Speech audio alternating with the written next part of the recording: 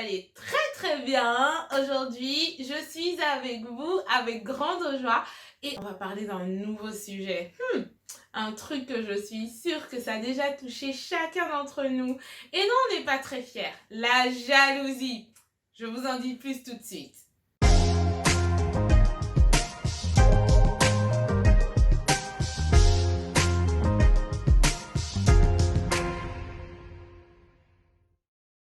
Hello, bienvenue. C'est toujours un énorme plaisir pour moi de pouvoir être avec vous. Et aujourd'hui, je voulais vous parler de la jalousie. Avant de commencer, je vais vous dire que c'était pas facile pour moi de faire cette vidéo parce que je vais vous parler de moi-même, ok, de mon expérience vis-à-vis de la jalousie, mais je crois vraiment que c'est quelque chose que Dieu voulait que je partage avec vous. Alors j'ai dit, ok Seigneur, je suis pas là pour faire ce qui m'arrange, je suis là pour faire ce que toi tu veux et surtout ce que tu veux utiliser pour bénir les autres. Alors je vais vous raconter mon témoignage. Alors, moi, j'ai toujours été attirée par tout ce qui est entrepreneuriat. Ah ouais, j'aime trop ça. Mais j'ai toujours aussi aimé beaucoup tout ce qui était en rapport avec l'église, parler de Jésus et tout, évangéliser, coacher. Et donc, moi, quand je vois une jeune personne qui fait les deux, ça fait quelque chose chez moi. Enfin voilà, en général, ça suscite de l'admiration chez moi. Sauf que il y a eu un certain temps, il y a une jeune dame que je connaissais et tout, on a même été à l'école ensemble, et tout d'un coup, je voyais les progrès, quoi, elle a pu monter son truc, ça avançait très bien, c'était très pro, et j'ai pu me rendre compte que j'étais un peu jalouse du succès qu'elle avait. Parce que la jalousie, c'est quoi? C'est un désir envieux du bien d'autrui. Et quelque part, je disais, mais c'est moi qui devais avancer aussi vite, c'est moi qui devais faire ça. Et un jour, euh, Dieu m'a fait me réaliser que j'étais envieuse et j'étais jalouse et j'ai eu honte d'avoir eu ce désir-là. Et je ne voulais pas que ça continue comme ça. Alors, je vais vous dire qu'est-ce que moi j'ai mis en place et qui a changé les choses. Donc, j'ai demandé vraiment, Seigneur, change ça chez moi, je ne veux pas être comme ça. Et j'ai commencé à féliciter tous ces progrès. Quand je voyais que décrocher un nouveau contrat où il y avait quelque chose et tout, j'ai commencé à vraiment la féliciter, à l'encourager. Quelques mois après, cette personne m'a appelée pour avoir un partenariat avec elle. Vous vous rendez compte? Et si j'étais restée dans la jalousie et que j'avais pas changé, j'aurais peut-être raté l'opportunité d'avoir ce partenariat-là. La jalousie, c'est peut-être quelque chose de naturel, mais ça reste charnel. Et, et c'est pas quelque chose qu'on doit juste accepter et puis dire c'est bon. On doit numéro un reconnaître que c'est là et vouloir s'en débarrasser. Et c'est ce dont je veux vous parler aujourd'hui. Il faut que vous compreniez, première chose, c'est de faire le switch. Passer de quelque chose qui est une origine de péché à une origine d'inspiration. Je m'explique. Quand j'ai commencé à admirer ce qu'elle faisait et tout ça, j'ai commencé à voir ça comme une source d'inspiration. Et ça m'a aidé moi aussi, quelque part, à avancer. Après, je n'ai pas été en train de la suivre tout le temps, machin. Mais à chaque fois que je tombais sur quelque chose qu'elle faisait que je trouvais bien, j'appréciais ça. Et je priais même pour que ces entreprises avancent. Et donc, elle est passée d'une origine de péché à une origine d'inspiration. Qu'est-ce que tu en sais que le fait que tu envies cette chose-là, c'est pas parce que c'est un signe en toi que c'est quelque chose de similaire que tu as appelé à faire ou que Dieu t'appelle à faire. Utilise ça comme une inspiration. Si elle y est arrivée, moi aussi je peux arriver. Ne sois pas plus en train de dire ah ouais, ça devait être moi qui devais être là. Elle ne mérite même pas, je peux faire mieux qu'elle. Non. Switch de origine de péché à origine d'inspiration. Ça fait toute la différence. Ok? Donc, il faut voir le fait que le diable veut que tu voies ça. Dieu veut utiliser ça pour te faire pécher. Mais et si Dieu a permis que tu puisses voir ça, pour que ce soit une source d'inspiration ou te permettre de réaliser qu'il y a quelque chose de similaire qui t'attend. Parce que et que toi, tu es en train de mal interpréter ça. Parce qu'il n'y a rien par hasard et on n'est pas tous attirés par les mêmes choses. Si tu es attiré par ça, c'est peut-être parce que cette chose-là est déjà en toi. Donc, fais le switch. Make the switch. Une deuxième chose, il faut comprendre qu'on ne peut pas contrôler toute pensée qui nous vient. Mais on peut décider de soit nourrir cette pensée-là ou tuer cette pensée-là. Si tu as des pensées mesquines ou des mauvaises prières de l'âme, ouais, j'espère que ça va pas marcher, je veux pas aller aussi loin dans ton cœur, c'est que tu es en train de nourrir négativement cette première pensée négative qui t'est venue. Mais et si tu refuses ça et tu dis waouh, elle au moins elle a pu y arriver. Si moi je peux y arriver et si elle y est arrivée, moi aussi je peux y arriver. Ça change tout. Donc il faut que tu comprennes que tu ne peux pas contrôler toutes les pensées qui te viennent, mais il faut que tu sois assez fort et mature pour décider de nourrir les bonnes pensées et de tuer les mauvaises pensées. Troisième chose que tu dois comprendre, c'est que la jalousie est un signe d'immaturité. Et la Bible en parle. Et moi, je ne veux pas être immature. Je veux être mature, je veux être forte. Je veux être capable de gérer des choses plus grandes. Romains 5,12 dit « Vous, en effet, qui depuis longtemps devriez être des maîtres, vous avez encore besoin qu'on vous enseigne les premiers rudiments des oracles de Dieu. Vous en êtes venus à avoir besoin du lait et non de la nourriture solide. » Et quand vous continuez à lire, il parle des œuvres de la chair. Et parmi les œuvres de la chair, il y a la jalousie, au fait. Quatrième chose que tu dois comprendre, c'est que quand tu es jaloux, ça t'alourdit et ça t'empêche d'avancer.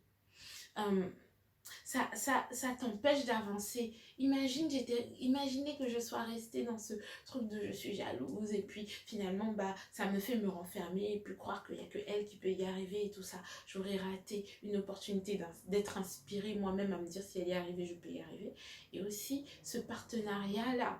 Et en travaillant avec cette personne en partenariat, on devient plus proche. Et vous savez, quand vous vous rapprochez de quelqu'un, ce qui est dans la vie de cette personne-là finit par vous toucher. C'est comme ça. Et j'aurais raté l'opportunité de progresser. Parce que ce partenariat-là m'a forcément forcé à me dilater et à produire des choses que j'avais déjà dans mon cœur. Et je n'avais pas encore eu l'opportunité de produire. Donc quand tu es jaloux, ça t'alourdit. Au fait, c'est toi que tu bloques en étant jaloux, pas cette personne-là. Alors fais attention. Remets les choses dans l'ordre. Cinquième chose que tu dois comprendre, c'est que Dieu il est plus intéressé dans le fait de bâtir ton caractère que de te donner des bénédictions. Alors, si toi, tu travailles et tu laisses Dieu travailler ton caractère pour être une personne qui se réjouit à la qualité ou au bonheur qui arrive dans la vie des autres, toi aussi, tu es en train de montrer à Dieu que tu as le caractère qu'il faut pour qu'il puisse te bénir. Ok ? Donc en conclusion, il faut que tu comprennes que la jalousie, c'est pas juste un sentiment naturel qui vient et qui va. Non, c'est ton ennemi. Et il faut que tu veuilles t'en débarrasser. Il ne faut pas que tu nourrisses ça. Il ne faut pas que tu veuilles que ça reste là. Bon, bien sûr, je sais que tu vas me demander, oui, mais comment? Première chose, il faut que tu comprennes que l'amour, la Bible parle de l'amour. L'amour n'est pas envieux. L'amour bannit toute crainte. Il faut que tu te remplisses d'esprit d'amour, au fait. Il faut que tu montres de l'amour pour cette personne. Montre-lui que tu supportes, reposte quelque chose qu'elle a posté, dis-lui combien c'est merveilleux ce qu'elle fait, montre du support, du support au fait, que tu soutiens, voilà, montre-lui que tu soutiens ce qu'elle fait, que tu admires ce qu'elle fait. Peut-être que tu t'en rends pas compte, mais Dieu sera en train d'utiliser toi. Et tout ça, c'est des semences. Et si tu peux aider cette personne, ne fais pas juste parce que tu veux qu'elle te donne une opportunité. Non, décide de semer. Parce que quand tu donnes à quelqu'un qui a quelque chose que toi, tu voudrais avoir dans ta vie, tu es en train de semer dans un bon terrain pour pouvoir récolter ça dans ta vie. Et sème de façon différente. Ça peut être financièrement, ça peut être de l'aide, ça peut être voilà, les conseils, mais il faut être sage, il ne faut pas donner les conseils n'importe comment. Voilà, mais montre ton soutien vis-à-vis de ça. Donc numéro 1, montre l'amour. Parce que c'est l'amour qui va chasser la jalousie, la crainte, l'envie et tout ça. Deuxième chose, il faut que tu te battes pour garder ton cœur pur. Parce que la Bible dit que c'est de ton cœur que viennent toutes les sources de la vie. Donc il faut que tu veuilles que ton cœur reste pur, que tu n'aies rien de mal contre quelqu'un. Et surtout contre quelqu'un qui t'a rien fait, c'est pas de la faute de cette personne si elle avance, ça t'a pas empêché à toi d'avancer. C'est toi qui es responsable de ta vie. Il n'y a aucune raison pour que tu en veuilles à cette personne. Alors refais les ajustements, préserve ton cœur, refuse d'accepter la jalousie même si tout le monde te dit c'est normal, hein, on n'est pas parfait. Non, toi ne veuille pas laisser des poids t'alourdir et t'empêcher d'avancer et d'aller plus loin. Hey, hey, hey! This is the time for my English speakers. How are you guys? I hope you guys are doing good. Today I wanted to talk about jealousy. Now, this is not very easy for me because I'm going to talk about me being jealous, but I really believe that this is something God asked me to do and I want to obey. So I had this friend of mine with whom we went to university. We were in the same class and stuff, and a few months ago, I kind of saw her everywhere on social media. Like she was doing something amazing.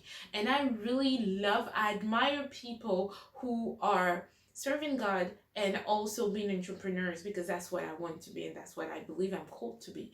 And I kind of felt like every time I was seeing a post of that person, I wasn't so happy for her. And I was more like, this should be me. Because what is jealousy? Jealousy is envy of the goods, is the feeling of envy of the goods that others have.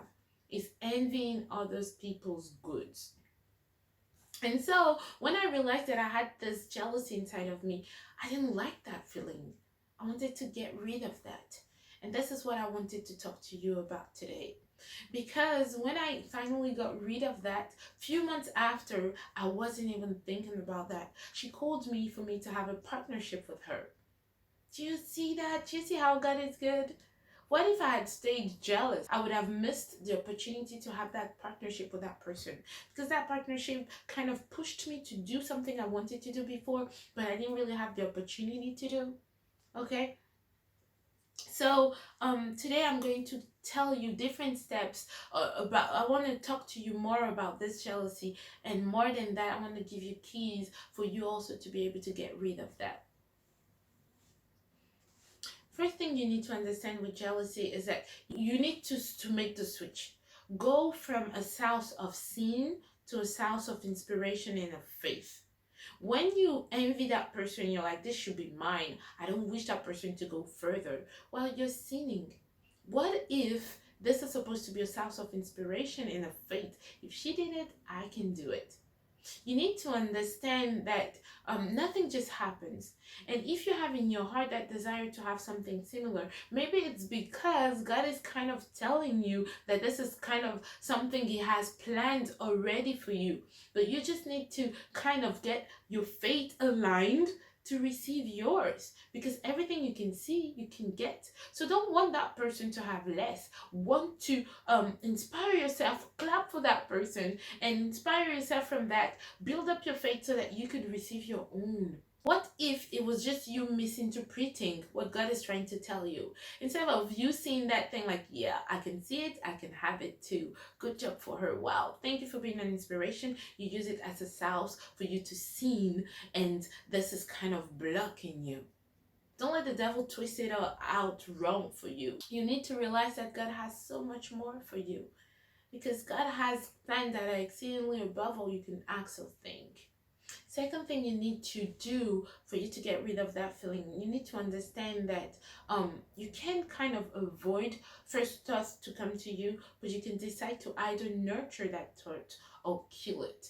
Don't nurture negative thoughts, envy thoughts, or you feeling resentment or bad about that person's progress. No, nurture good stuff. Now, if you need to unfollow that person for a while, do it. Third thing you need to understand about jealousy is that it's a proof of immaturity. And the Bible talks about that in Romans chapter 5, verse 12.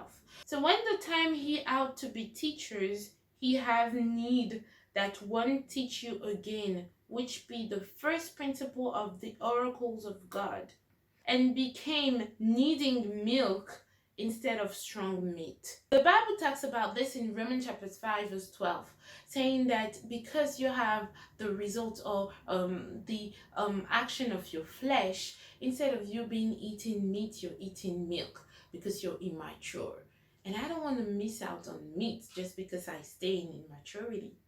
And jealousy is one of those fruits of your flesh of your lack of maturity. First thing you need to know about jealousy is that jealousy weights you down and prevents you from going further. What if I had stayed in that feeling of jealousy? I would have missed an opportunity for me to get that partnership, grow, and get closer to that person. Because when you hang around people, what is on them touches you too. The fifth thing you need to understand is that God is more interested in building your character first before giving you blessings. So if you let jealousy stay in your character, you're kind of preventing yourself from being qualified to receive also those blessings. Now, God won't give you because you're deserving or whatever. No, everything we get is through grace. But God will never give you something that is too hard for you to bear. So you need to get rid of that. You need to understand that jealousy is your enemy. Jealousy is not a good thing. It's not supposed to stay there. It may be natural, but that doesn't mean that it's a good thing. So what can you do to really get rid of that? Number one, show love. Because love is not envious. Love conquers fear. Okay, so show love to that person. Show some support. Okay, comment what she's doing. Tell her how good her or he or him how good what that person is doing is. Offer some help. Sow some seed. Sow seed in that person's garden, because if you sow seed in that person's garden, you're going to have a similar harvest to what that person has, and God sees you and God will reward you. Okay, so show some support, not some resentment, or don't wish anything bad to that person. Wish good to that person. Last thing you need to do is to keep your heart, because the Bible says that that's the source of every good thing in your life. It's going to come from your heart. So keep it pure. This has a lot of value in God's sight. God is the one who gives promotions and the one who takes them too. Okay, so I want to please God. And in order for you to protect your heart, sometimes you need to unfollow people who kind of feed that feeling of jealousy, at least for a period of time. Okay, I hope this was useful for you. Okay, don't forget that with Jesus, it's your impossibility that it's impossible to stay that way. Ok, donc voilà pour aujourd'hui. N'oubliez pas qu'avec Jésus, c'est l'impossible qui est impossible de le rester. À bientôt dans mes prochaines vidéos. Bye bye.